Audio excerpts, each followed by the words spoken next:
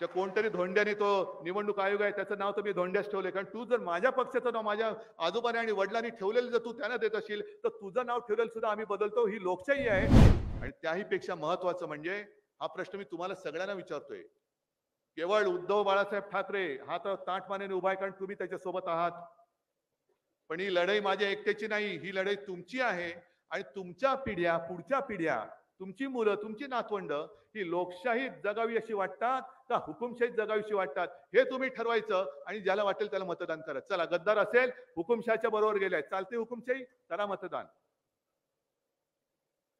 ही माझी भारत माता 150 वर्ष गुलामगिरीतून तिला काढायला लागली, ती पुन्हा यांच्या या टोणग्यांच्या गुलामगिरीत टाकणार आपण, ज्यांचा काही स्वातंत्र्य लढ्याशी संबंध नव्हता.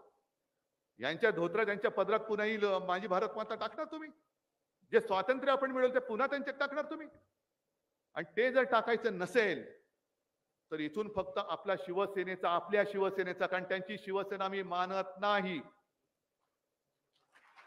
त्या कोणतरी धोंड्याने तो निवडणूक आयोग आहे त्याचं नाव तर मी धोंड्यास ठेवले, कारण तू जर माझ्या पक्षाचं नाव माझ्या आजोबाने आणि वडिलांनी ठेवलेलं जर तू त्यांना देत असशील तर तुझं नाव ठेवलेलं सुद्धा आम्ही बदलतो. ही लोकशाही आहे. आणि लोकशाहीच्या अधिकारात मी निवडणूक आयोगाचं नावच बदलतो. जा धोंड्या आजपासून तू.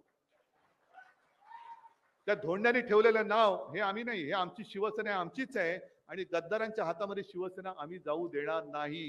ही शपथ तुम्ही घेऊन मैदानात उतरणार असाल तर आणि तर आपल्याला लढ्याला अर्थ आहे. नाही तर नुसतं आले आणि गेले त्याच्यात काय अर्थ नाहीये. राजकारणातील प्रत्येक अचूक बातमीचे सर्वात आधी अपडेट्स मिळवण्यासाठी सरकारनामाच्या सर्व सोशल मीडिया प्लॅटफॉर्मला लाईक, फॉलो आणि सबस्क्राईब करा. तसंच सर्व नोटिफिकेशनसाठी बेल आयकॉन प्रेस करायला विसरू नका.